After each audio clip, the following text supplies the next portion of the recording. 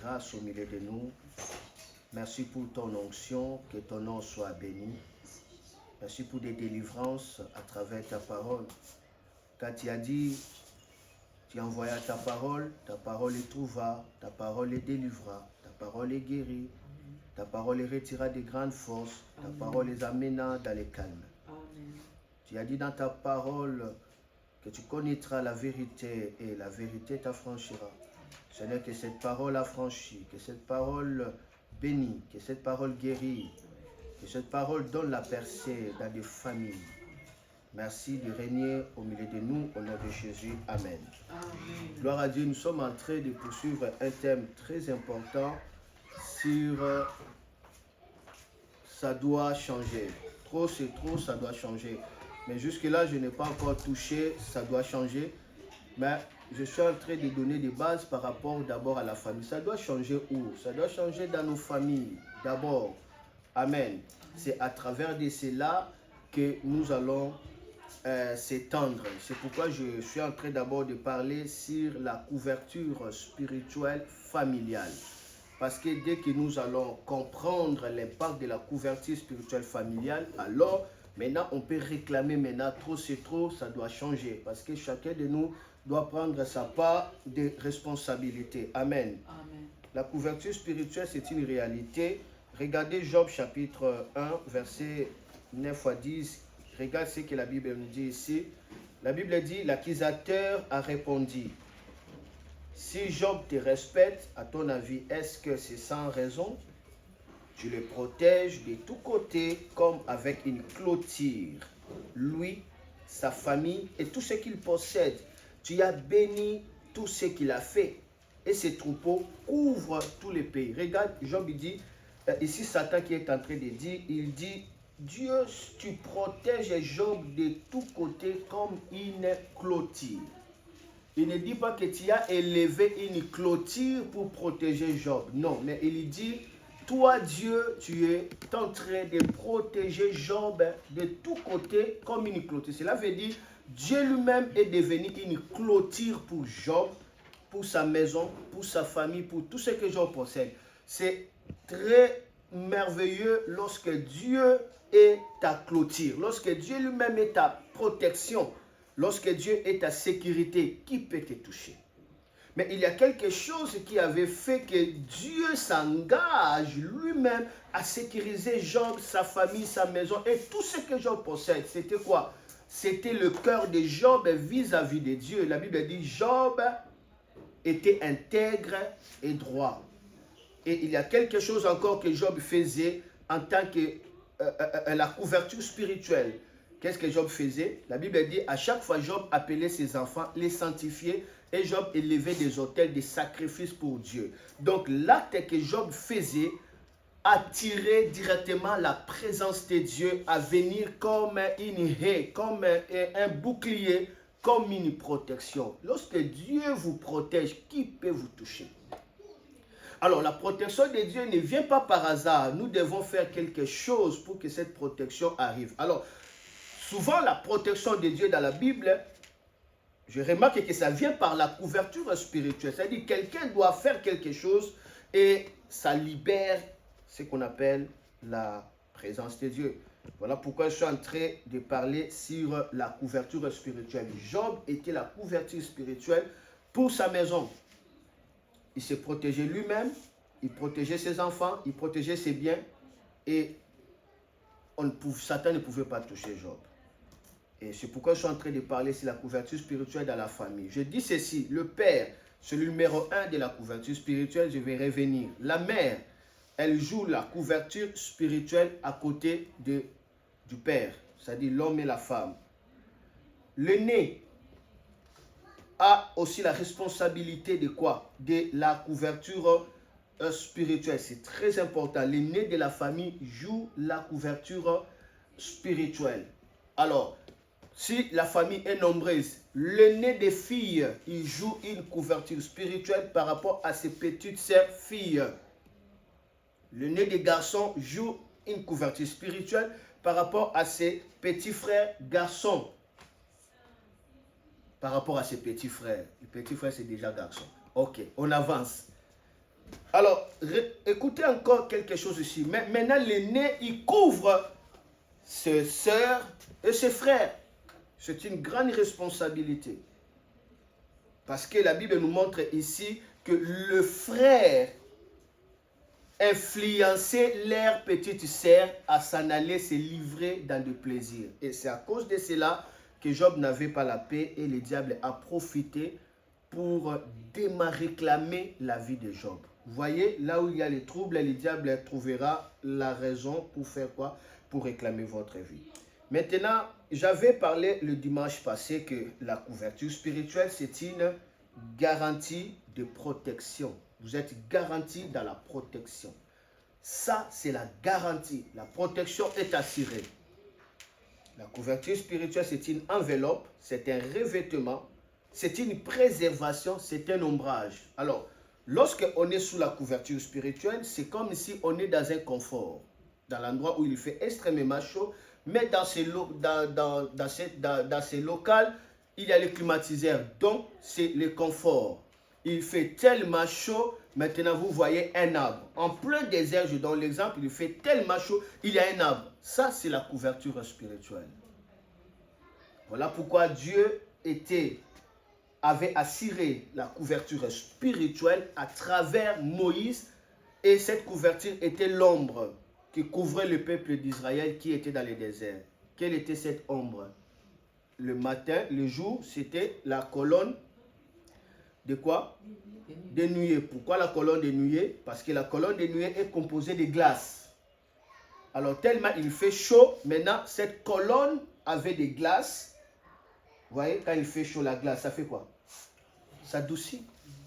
En fait, c'est vraiment les climatiseurs. Et la nuit, c'était quelle colonne? Pourquoi colonne de feu? Là, maintenant, ce n'est plus la glace, c'est la chaleur. Pourquoi la chaleur? Parce que la nuit, dans le désert, il fait extrêmement froid. Alors, la colonne venait en feu pour les réchauffer. Il n'avait pas besoin de manteau, en fait. Quand Dieu vous donne sa couverture spirituelle, c'est totalement bien équipé. Amen. Mais cette couverture passait à travers Moïse. Donc, je dis ceci. Quand je dis que le père couvre ou la mère couvre ou le frère couvre, mais c'est eux qui déclarent cette couverture, mais en réalité c'est Dieu. Mais Dieu passe toujours à travers les hommes. Amen. Tout comme le diable passe toujours à travers les hommes. Alors le but des couvertures spirituelles était ceci: protéger contre les dangers extérieurs, sécuriser, garder, cacher, défendre contre les forces du mal. La couverture spirituelle sert aussi à faire quoi? À orner, soit à faire colorer ou bénir. Ça aussi, c'est la couverture spirituelle. Maintenant, avançons aujourd'hui. Retenez ceci. Dans la couverture spirituelle, comme j'avais dit, de la famille, le père et la mère jouent un rôle très important. L'homme, il est père. En tant que le père de la maison, il joue le rôle de la couverture spirituelle comme étant la source. Parce que le père veut dire Abba, cela veut dire la source. Et la mère, il joue la couverture spirituelle à ce qui concerne la vie et l'élévation de la vie. C'est-à-dire quoi? Le père, la source, la mère donne la vie et elle fait quoi? Elle élève la vie. Si vous êtes mère ou femme, votre couverture spirituelle, principalement dans la famille, consiste à donner la vie et à élever la vie. Élever la vie, c'est quoi? Permettre à ce que cette vie croisse. C'est pourquoi la prière de mère a la vie. La prière de père a la source des choses. La source est la vie. Amen. Vous savez qu'en Jéricho, il y avait la source, n'est-ce pas? Est-ce qu'il avait la vie? Il n'avait pas la vie parce qu'il y avait la malédiction, l'eau était amère, bien qu'il y avait la source. La source, ce n'est pas la vie. Le père, c'est la source.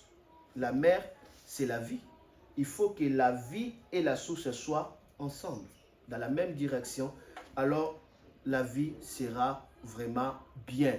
s'il y a la mère dans la source, la vie sera agaçante.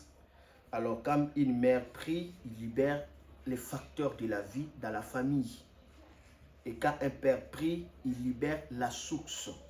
Cela veut dire la fertilité. Ça coule quand le père prie. C'est très important. Mais la source comprend aussi ici. Il s'agit aussi des origines. C'est la raison pour laquelle le père doit s'assurer qu'ils sont vraiment à des pieds dedans en Jésus-Christ. Parce que c'est eux qui apportent la source.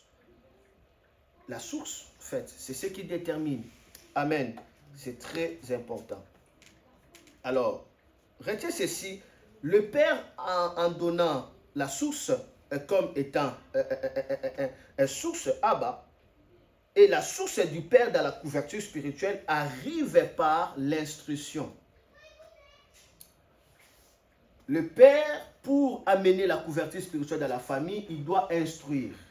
Il doit instruire. Donc, directement, le père est appelé à avoir une certaine connaissance dans des choses de l'esprit. Parce que c'est lui qui va faire quoi? Donner des instructions. Vous savez, les instructions ont été données pour naviguer, pour monter, pour aller plus loin. Ceux qui enseignent pour conduire des voitures, on les appelle des moniteurs. N'est-ce pas? Et ceux qui enseignent dans les écoles, on les appelle des maîtres, on les appelle des professeurs, peu importe. Mais ceux qui enseignent dans l'aviation, on ne les appelle pas des pilotes. Pilote, c'est lui qui conduit l'avion. Mais ceux qui enseignent dans l'aviation, on les appelle des instructeurs. Pourquoi? Parce que pour naviguer dans les hauteurs, tu as besoin des instructions. Sans les instructions, tu ne monteras pas. Donc, les instructions sont importantes dans la vie pour te permettre de monter. La montée, c'est faire le succès. C'est aller plus loin. C'est être la tête et non jamais la queue. C'est la raison pour laquelle l'instruction du Père est très importante parce qu'elle a pour but de faire quoi? De te faire élever dans la famille. Et son instruction, c'est la couverture spirituelle. Et la mère, lui, qu'est-ce qu'il fait? Il donne l'enseignement. C'est quoi l'enseignement? L'enseignement, c'est la base. C'est là où se trouve l'éducation en fait. L'éducation en réalité ne vient pas du père, mais ça vient de la mère. Le père donne l'instruction à cette éducation et c'est la mère. C'est la raison pour laquelle même le sociologue dit éduquer une femme, c'est faire quoi? C'est éduquer toute une nation. L'éducation, c'est la mère. Et Dieu a donné dans le cœur de la mère la patience de faire quoi? De veiller et d'éduquer parce que c'est la mère qui reste longtemps avec les enfants. L'enfant était dans le ventre de la mère 9 mois. Il prenait déjà l'éducation. L'enfant aîné sera accompagné avec la mère. C'est la mère qui va gouverner les pas de l'enfant. C'est la mère en principe qui va apprendre l'enfant les commandes de la vie. Jusqu'à ce que l'enfant se tienne, l'enfant marche. C'est la mère qui accompagne la vie. Elle donne la vie, elle accompagne la vie. Mais maintenant, il y a certaines mères, ils veulent que aussi le père accompagne aussi la vie. Ça ne marche pas. C'est toi qui accompagnes la vie. Le père est là pour donner des instructions. C'est ça la manière que Dieu a fait des choses. C'est très important. Alors, lisez la parole de Dieu. Regardez avec moi. Proverbe chapitre 1, versets 8 à 9. Est-ce que quelqu'un comprend qui balance simplement sa main? Si quelqu'un est en train de comprendre, qui balance la main. Amen. Proverbe chapitre 1, versets 8 à 9. Je dois lire Proverbe 1, 8 à 9. La Bible nous dit quelque chose ici. La Bible dit, écoute mon fils, l'instruction de ton père et ne rejette pas l'enseignement de ta mère. Je répète, écoute mon fils, l'instruction de ton père et ne rejette pas l'enseignement de ta mère. 9. Car est une couronne, car c'est une couronne de grâce pour ta tête et une parure pour ton cou. Donc, l'instruction et l'enseignement que tes parents te donnent, ça fait partie d'une couronne sur ta tête et ça fait partie d'une parure sur ton cou. C'est comme si tu as porté le collier d'or sur ton cou. Pourquoi on parle de collier d'or sur ton cou? Cela veut dire que tu es libre et tu brilles. Parce que si tu n'as pas le collier d'or sur ton cou, tu auras une chaîne ici, c'est l'image de l'esclavagisme. Donc, ce qui t'échappera à l'esclavagisme, c'est l'instruction de ton père et l'enseignement de ta mère. Tu seras maintenant libre et indépendant. Mais il s'agit de quelle instruction et il s'agit de quel enseignement. Voilà pourquoi le père comme le sacrificateur de la maison, la mère comme le sacrificateur de la maison, vous avez la responsabilité de lire la Bible. Parce que la Bible dit, on donnera que ce qu'on a. Vous avez la responsabilité de beaucoup prier pour que le Saint-Esprit commence à vous inspirer afin que vous donnez des instructions selon le Seigneur pour vos enfants, afin que vous donnez les enseignements qui vont faire croître vos enfants dans l'honneur, la couronne et le parure. Parce que la Bible dit, montre à l'enfant l'enseignement alors qu'il est encore enfant. Quand il sera grand, il ne pourra pas s'en détourner. Parce que ce qu'il avait reçu dans le bas âge va l'accompagner toute sa vie. Voilà pourquoi ici en France, on ne joue pas sur les enfants. Ils prennent beaucoup de sérieux sur les enfants. Déjà à petite section, moyenne section, on leur apprend déjà, nous c'est le bleu. On leur apprend déjà le civisme, la patrie. Ils doivent supporter l'équipe nationale. Déjà, ils savent, nous, c'est les bleus. Tu vas voir un enfant de grande section, petite section, déjà, elle a déjà certaines informations sur le pays. Pourquoi? Pourquoi on prend tout le temps sur ça? Parce que c'est cela qui va accompagner sa personnalité tout au long de sa vie. On ne forge pas la personnalité quand on sera grand, depuis le bas âge. Mais la bonne nouvelle est qu'en Jésus-Christ, même si vous avez raté, il peut vous restaurer parce que Dieu est le Dieu de la restauration. Amen. Amen. Ça, c'est très important. Écoute ça. Et regardez encore l'autre passage. Là, nous sommes maintenant dans Proverbe 13, le verset 1. Proverbe 13, verset 1.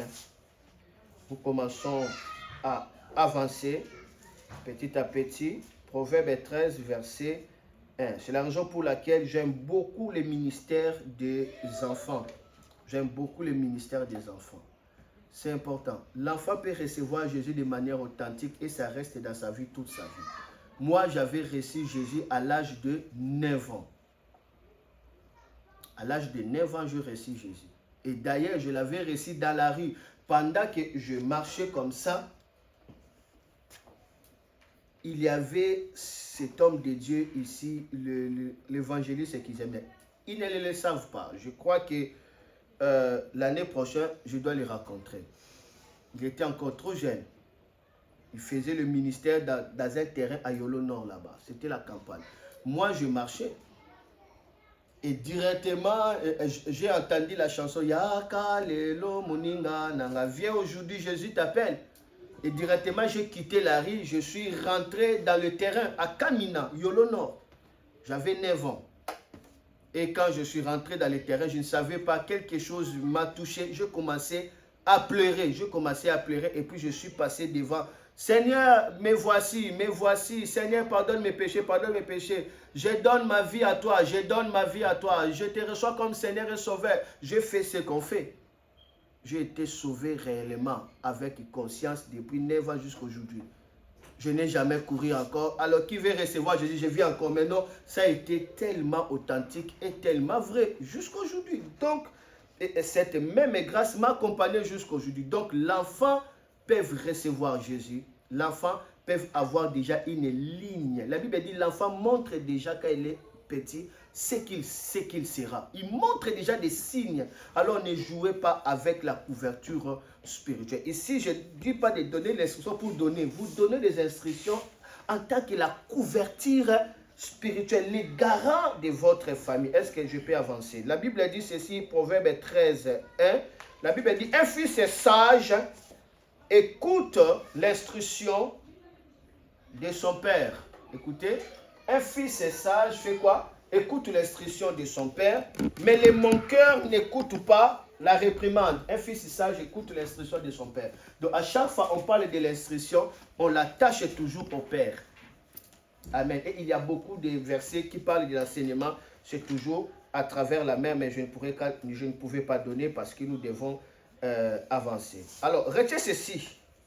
Il faut honorer son père et sa mère pour jouir de la faveur, de la bénédiction et être heureux sur la terre. L'honneur du père, l'honneur de la mère, c'est une garantie de la bénédiction, de la jouissance et de la vie sur la terre. Ça permet à ce que vous soyez heureux. Lorsque vous honorez le père, vous honorez la mère. Amen. Amen. Papa, c'est papa. Maman, c'est maman. L'honneur. C'est-à-dire, vous élevez votre père, vous élevez votre mère, vous lui donnez la dignité, l'honneur, la valeur. Cela libère une bénédiction, une jouissance de la vie sur la terre. Alors, nous voyons cela dans Ephésiens, chapitre 6, versets 1 à 3.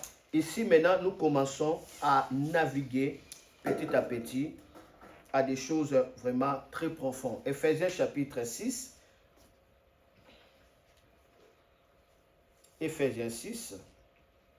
Ok, versets 1 à 3. Je dois lire. La Bible dit, enfants, obéissez à vos parents selon le Seigneur, car cela est juste. Honore ton père et ta mère, c'est le premier commandement avec une promesse, afin que tu sois heureux et que tu vives longtemps sur la terre. Afin que tu sois heureux et que tu vives longtemps sur la terre. Alors, vivre longtemps sur la terre, c'est quoi? Donc, cela veut dire si tu honores ton père et ta mère, il y a la garantie de vivre longtemps sur la terre. Mais maintenant, on va voir, il y a des gens qui n'honorent pas leur père, qui n'honorent pas leur mère, ils sont même devenus des vieux. Est-ce que c'est vraiment ça? Ils n'ont pas honoré leur père. Des voyous, donc, ils salissent leur père, mais ils sont vieux. Vivre longtemps ici sur la terre, longtemps par rapport à quoi? Longtemps par rapport à être heureux. Être heureux. Heureux, c'est autre chose. Hein? Heureux, ce n'est pas le travail. Heureux, ce n'est pas l'argent. Heureux, cela veut dire que tu jouis, c'est une vie tranquille. Tu jouis, c'est une vie de l'abondance, une vie de bénédiction, une vie de la paix, une vie vraiment meilleure, une vie qui a de meilleurs sorts. C'est ça, heureux. Ça se trouve qu'à Dieu pour être heureux dans la vie. Es-tu heureux? Est-ce que es-tu heureux, ce n'est pas ça te plaît? Parce que beaucoup de gens confondent être heureux et, comme on dit toujours, est-ce que ce travail-là, ça te plaît? Te plaire et heureux, ce n'est pas la même chose. Parce que Sodome, c'était un endroit bien et ça plut à qui? Ça plut à Lot. Est-ce que Lot était heureux là-bas? Lot n'était pas heureux, mais par contre, Abraham était à Canaan, un endroit de désert. Mais Abraham était heureux. Mais Lot n'a jamais été heureux. Il n'a jamais été heureux. Être heureux, cela veut dire votre cœur sait que si je meurs, je serai au ciel. Être heureux, cela veut dire vous vivez dans la tranquillité, vous vivez dans l'allégresse au lieu d'anxiété. Ça, c'est être heureux. Amen. Vous profitez du meilleur sort de la vie. Le meilleur sort de la vie, ça, c'est être heureux. Mais cette promesse, Dieu le donne aussi lorsque vous honorez votre père et votre mère. Vous serez longtemps comment? Heureux. Vous ne serez pas heureux 10 minutes, un jour, non. Vraiment, vous serez très longtemps comment? Heureux. Commencez à le faire ça. Honorez vos pères, vos mères. Vous allez voir, vous serez longtemps. C'est-à-dire la durabilité, la longévité d'être heureux. C'est ça ce que ce passage veut dire. Et il y a encore l'autre passage que j'ai aimé. C'est dans le livre d'Exode, chapitre 21, le verset 15. Et puis vous allez lire aussi le verset 17 on nous parle de cela. Alors, notez bien maintenant. Si maintenant votre père ou soit votre mère sont des occultistes, sont des sorciers, sont des criminels, qu'est-ce qu'il faut faire maintenant? Votre père qui est votre couverture, votre mère qui est votre couverture, ils sont occultistes. Ils sont sorciers. Ils sont criminels. Ils ne marchent pas dans la voie de l'intégrité. Qu'est-ce que vous devez faire? Vous devez toujours rester sous leur couverture. Ici, écoutez-moi avec beaucoup d'attention. J'avais parlé de cela un peu le dimanche, mais je vais approfondir aujourd'hui comme je vous avais promis. La réponse ici, il faut sortir directement de leur couverture spirituelle. Si c'est avéré, vous le saurez comment. Si ça avéré, il y a des occultistes, ils savent dans leur famille que non, notre père c'est un occultiste. Ce n'est pas quelque chose de caché. Ils savent ça. C'est un occultiste. Ils font des choses, d'autres les cachent. Mais d'autres savent ça. Et d'autres savent que notre père, notre mère, ils blasphèment contre Dieu. Pour lui, des choses de Dieu, ça ne dit absolument rien. Ils blasphèment. Ce sont des athées. Vous voyez? Et maintenant, soit votre père est criminel. Vous voyez? Les gens mauvais, méchants. Maintenant, qu'est-ce que vous allez faire par rapport à la couverture? Je parle bien de la couverture spirituelle. Je ne parle pas de la famille, de la couverture spirituelle. Ici, vous devez quitter directement leur couverture spirituelle. Pourquoi? Parce que aussi longtemps que vous serez dans la couverture spirituelle de votre père qui est occultiste, directement, vous aussi, vous êtes sous l'ombrage de l'occultisme. Vous êtes bénéficiaire, vous restez là. Vous allez vivre les conséquences de l'occultisme et votre vie est redevable à l'occultisme. Là, parce que si vous ne quittez pas, vouloir ou pas, vous êtes engagé et vos enfants et vos petits-enfants, ils sont là. C'est ce qu'on appelle la réclamation. Et beaucoup de familles sont réclamées. Beaucoup de vies sont détruites. À cause de quoi? À cause de leur couverture. La Bible dit la maison du méchant sera détruite. Et la postérité du méchant ne vivra pas la paix. Et maintenant, un méchant, vous êtes dans sa maison. Il faut maintenant quitter sa couverture spirituelle. Il ne faut pas rester sous sa couverture spirituelle. Comment quitter sa couverture spirituelle? Maintenant, ici, Ephésiens 6, 1, 4 nous donne la réponse. Ephésiens 6, 1, 4, écoutez-moi, comment quitter la couverture spirituelle? Vous savez que votre mère est sorcière, vous le savez. Mais aussi longtemps que vous n'êtes pas hors de sa couverture spirituelle, vous êtes réclamé toute votre vie. Vous allez vivre des choses qu'on appelle des malédictions, comment? Héréditaire, ça va vous rattraper toujours. C'est-à-dire, vous serez toujours poursuivi par des démons. Vous serez toujours poursuivi parce que vous êtes en dette. Maintenant, il faut quitter pour que vous soyez libre dans votre vie. Il faut quitter sur les plans spirituels. Et comment les quitter? Ephésiens 1, 6, chapitre 6, verset 1 et puis 4. C'est ici que nous commençons à donner la réponse. La Bible dit ceci, regardez le verset 1, la Bible dit, enfants, faites quoi? Obéissez à vos parents selon le Seigneur, car cela est juste. Amen. Enfants, obéissez à vos parents selon le Seigneur, car cela est juste. Et le verset 4, qu'est-ce que la Bible dit? Et vous, pères, n'héritez pas vos enfants, mais élevez-les à les corrigeant et à les instruisant selon le Seigneur. La Bible dit que enfants obéissez à vos parents, mais la Bible a donné une nuance. Il dit vous devez l'obéir selon le Seigneur. Mais à ce qui concerne l'honneur, la Bible dit honore ton père et ta mère. Point barre. Pour l'honneur, il n'y a pas selon le Seigneur. Tu ne peux pas dire que non, parce que mon père est sorcier, je ne vais pas l'honorer. La Bible dit pour l'honneur, tu l'honores parce que c'est lui qui t'a mis au monde. Même ta mère, oh non, ma mère est une prostituée, je ne vais pas l'honorer. Tu dois l'honorer parce qu'elle est ta mère. Tu n'as pas demandé d'être né là-bas. Ça fait partie de la souveraineté de Dieu. Elle est ta mère.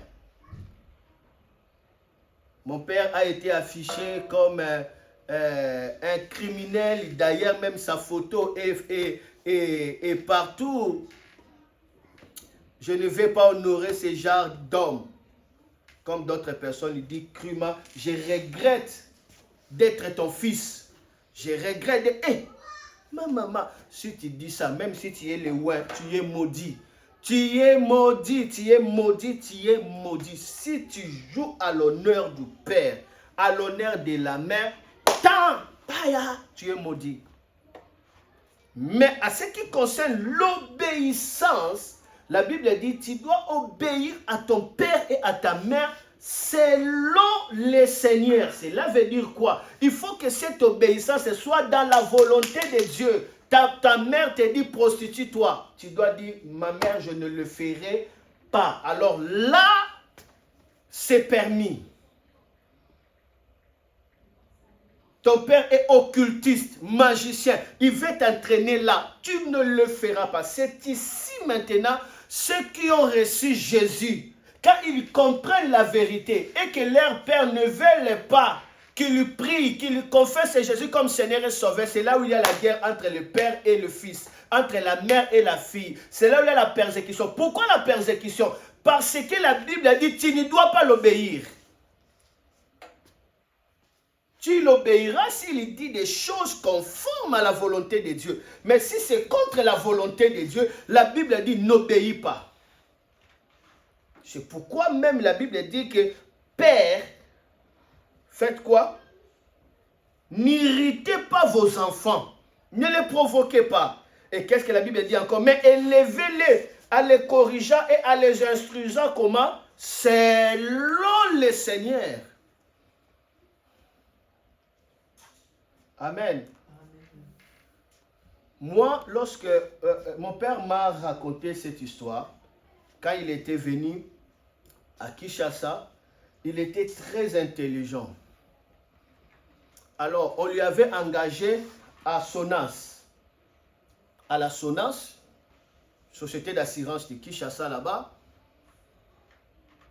Et tellement il brillait, son père, il sait que là-bas, il y a des méchants. Là-bas. Chacun cherche à faire quoi? À protéger ses enfants. Son père lui a donné quelque chose. Ça, c'est mon père qui m'avait dit. Son père lui a donné quelque chose. Il dit, prends ça. Ça va t'aider. Et personne ne pourra te bouger. Et tu vas monter. Tu deviendras le PDG de cet endroit-là. C'était des gris-gris. À ce moment-là, mon père avait déjà cru. Il avait déjà reçu Jésus. Il était jeune. Il devait avoir 30 ans. Il a refusé. Il dit, non papa, moi je ne vais pas prendre ça parce que je suis devenu chrétien. Son père dit, tu es bololé. Tu n'es pas intelligent. Et son père était en colère contre lui, mais mon père a refusé. Enfants, obéissez à vos parents selon le Seigneur, parce que cela est comment? Est juste. Est juste. Est juste. C'est ici qu'il y a la guerre dans la famille. Où une mère veut que sa fille soit l'héritière de la sorcellerie. Sa fille aussi ne veut pas. Bah, la guerre commence. C'est ici, c'est la Bible qui dit ça. Je vais donner beaucoup de versets et nous allons comprendre ça. Parce que si vous ne comprenez pas ces choses, vous allez être pris dans la puissance des ténèbres et puis vous vendez votre vie. Et il y a d'autres pasteurs aussi qui amènent beaucoup de gens à être sous les servitudes de la sorcellerie. Parce qu'il banalise ça. Il dit, ta mère, c'est ta mère. Ton père, c'est ton père. Il ne t'avait pas tué quand tu étais enfant et maintenant tu es grand et tu ne tues pas même. Parce que toi, tu ne comprends pas des choses. Un sorcier, c'est un sorcier. Est-ce que ça dépend de lui de tuer comme il veut? Mais si ça dépendait des sorciers de tuer tout le monde, mais tout le monde allait mourir. C'est Dieu qui contrôle la vie aussi. Amen. Ne joue pas avec la sorcellerie. À ce moment-là, n'obéis pas. Obéis pas aussi, cela veut dire quoi? Dans le règne de l'esprit, ne sois pas soumis vis-à-vis de lui. C'est-à-dire, dans le règne de l'esprit, lui, il est à droite, toi, tu seras à gauche. Ne marchez pas dans la même ligne. Sinon, les anciens maîtres de la famille, les gardiens des hôtels vont t'accompagner. Tu seras sorcier sans le savoir. Il y a beaucoup de gens qui sont des sorciers, sans le savoir. C'est la raison pour laquelle Jésus nous a donné la solution ici. Mais avant de donner cette solution, retiens d'abord ceci. L'obéissance, c'est suivre les instructions. C'est la soumission. C'est ça, c'est l'obéissance. Quand la Bible dit obéir selon le Seigneur, cela veut dire ne suivez pas toutes les instructions. Tu dois suivre les instructions selon le Seigneur. Amen. Est-ce que je dis qu'enfant désobéir à vos parents? C'est ce que moi j'ai dit. Ne me dis pas ce que moi je n'ai pas dit. L'enfant, ton père t'envoie faire ceci, ton père t'envoie faire une course, ton père te demande quelque chose, ton père te donne un conseil et puis te dit non, non, je le refuse. Mais non, ici, j'ai bien dit, selon quoi? Selon le Seigneur. Si ce qu'il te dit n'est pas selon le Seigneur, tu ne peux pas accepter ça. Est-ce que c'est clair ou ce n'est pas clair? C'est très clair, n'est-ce pas? Laisse-moi avancer. Alors, je vais expliquer. L'obéissance, c'est suivre les instructions. C'est soumettre, c'est ça l'obéissance. Si il est occultiste, il ne se soumet pas aux choses qui rentrent contre la volonté de Dieu. Il ne faut pas se soumettre. Parce que l'obéissance, c'est ça. Alors, retiens encore ceci. Il faut quitter la maison spirituelle.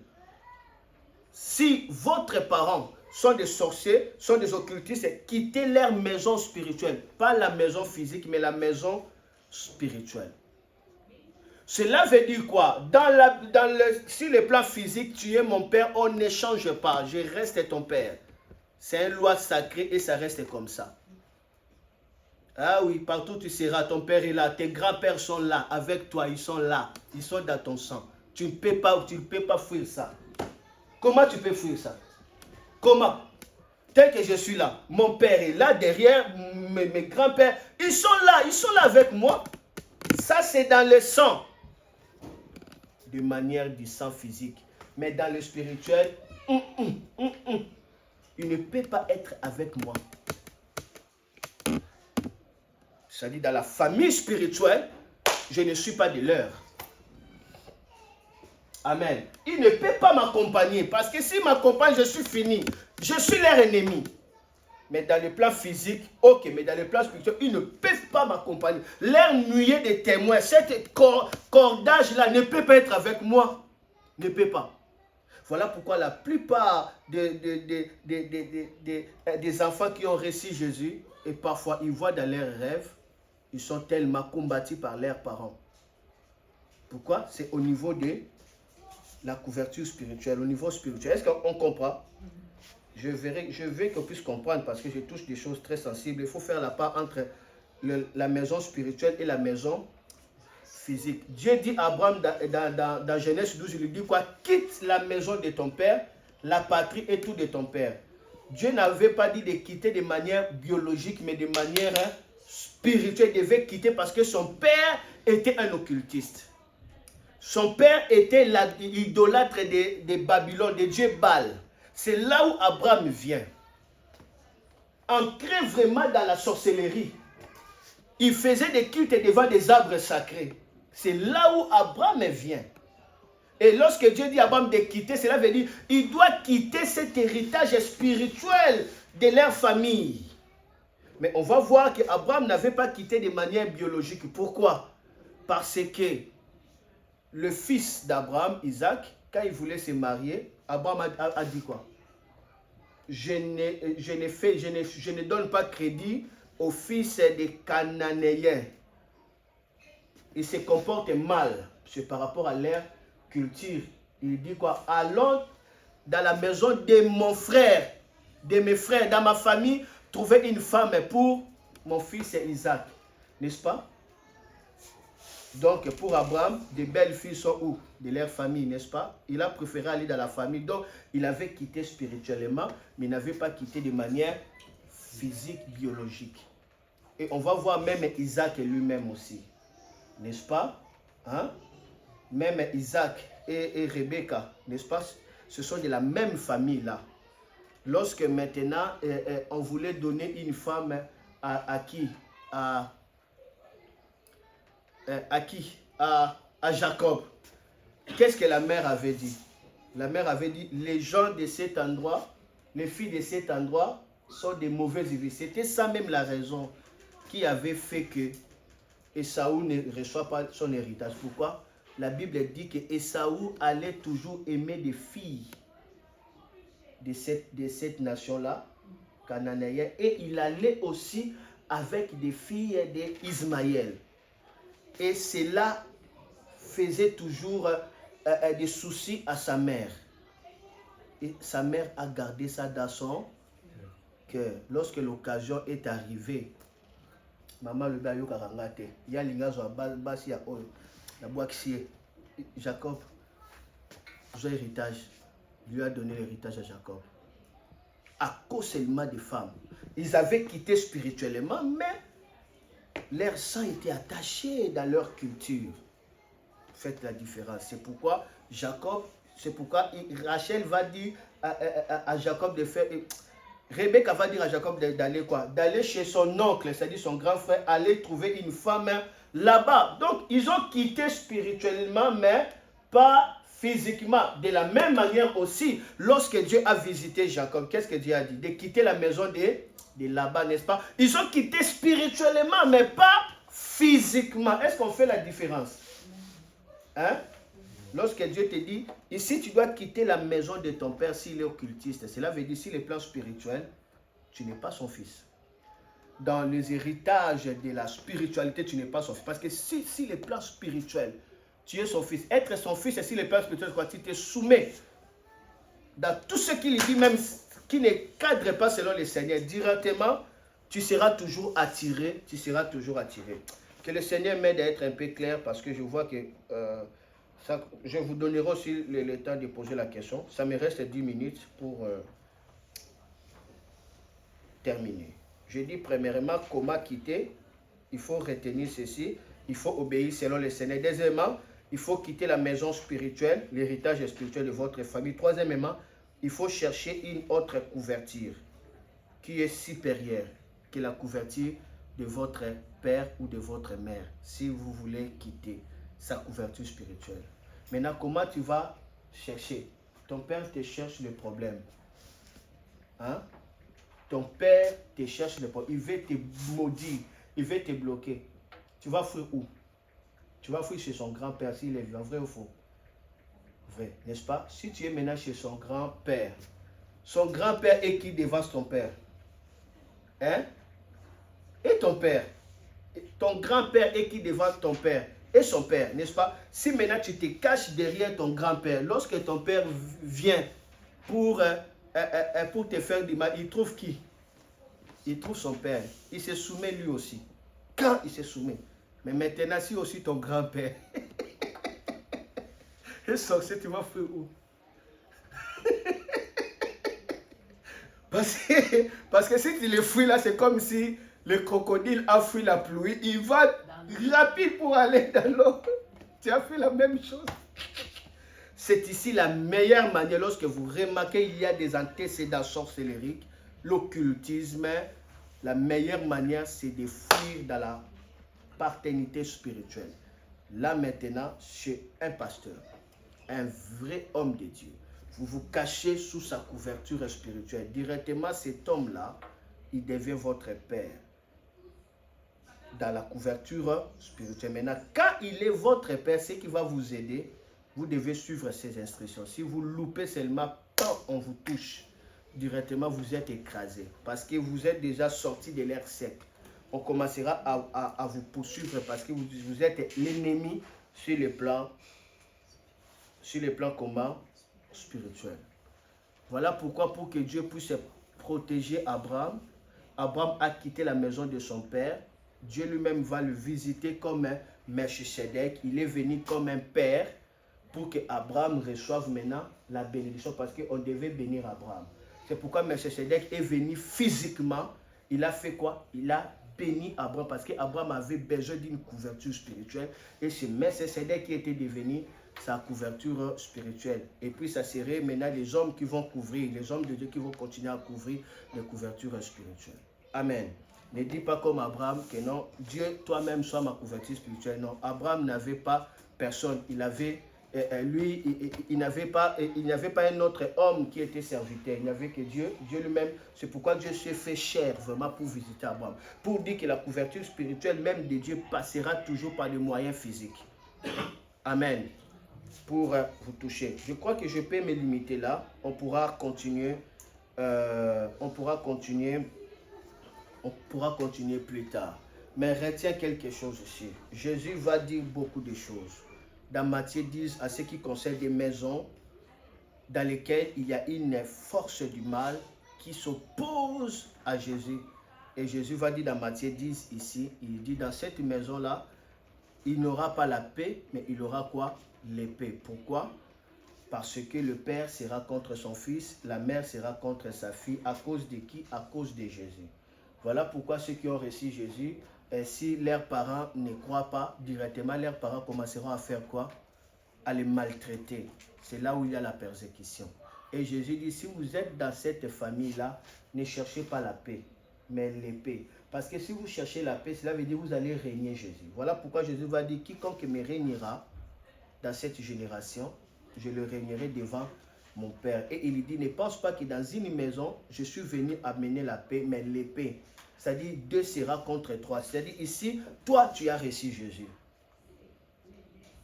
Amen. Maintenant, l'autre est dans l'islam. Maintenant, ceux qui sont dans l'islam te considèrent comme si tu les as humiliés. Maintenant, les gens là, l'islam vont faire quoi? Vont te maltraiter pour faire quoi? Pour abandonner Jésus et retourner dans l'islam. C'est ici qu'il n'y a pas la paix. Donc, c'est-à-dire, si tu cherches la paix, c'est toi qui es gagné par les forces du mal. Est-ce que c'est clair à ce moment? J'ai une sœur qui est à Paris. Dans toute sa famille, ses oncles, ses grands-pères, toute sa famille, ce sont des musulmans. Elle est la première à croire en Jésus-Christ à travers une vidéo que j'ai prêché comme ça. Elle m'avait appelé et je lui ai amené à recevoir Jésus-Christ. Et elle a été combattue par son mari, par sa belle-mère, par son propre père, par sa propre mère. Et sa mère et son père l'ont maudit, encore et encore. Et ils l'ont dit, tu ne portes plus le nom de notre famille. Mais cette sœur a dit, j'ai déjà découvert Jésus, je ne peux pas reculer. J'ai compris que l'islam est grand, est beau, est fort, mais j'ai compris que la vie, c'est Jésus qui donne la vie. Il a son témoignage, je peux vous l'envoyer. Ça a touché beaucoup de personnes. À ce moment-là, il y a vraiment la guerre. On va voir qu'on commencera à vous maltraiter, à vous persécuter. Et ici, Jésus-Christ dit, ne cherchez pas la paix, il faut toujours l'épée. Je vais continuer cela sur le plan spirituel et puis nous allons comprendre comment agir maintenant dans la guerre spirituelle lorsque vous vous retrouvez dans ce genre de situations. Élevez le main en haut. Partout où nous sommes, déclarez cette prière après moi. Dis Seigneur Jésus,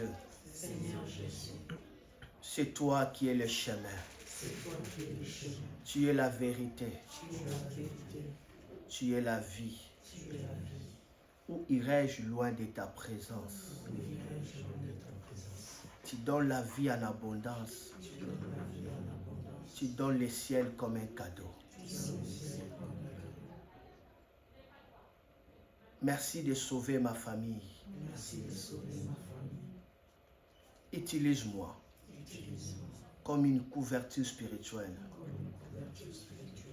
pour ma famille, afin qu'ils soient abrités dans ton amour, loin de la méchanceté, loin de la malédiction, loin des forces de ténèbres. Au nom de Jésus. Tu as dit que le voleur, le diable vient que pour voler. Il vient pour soustraire. Il vient pour détruire. Mais toi, tu es venu pour que ceux qui te suivent, tes brebis, trouvent la vie pleinement. J'ai besoin de ta vie pleinement. Utilise-moi pour ma maison. Au nom de Jésus. Amen. On acclame le Seigneur. Merci, nous avons fini.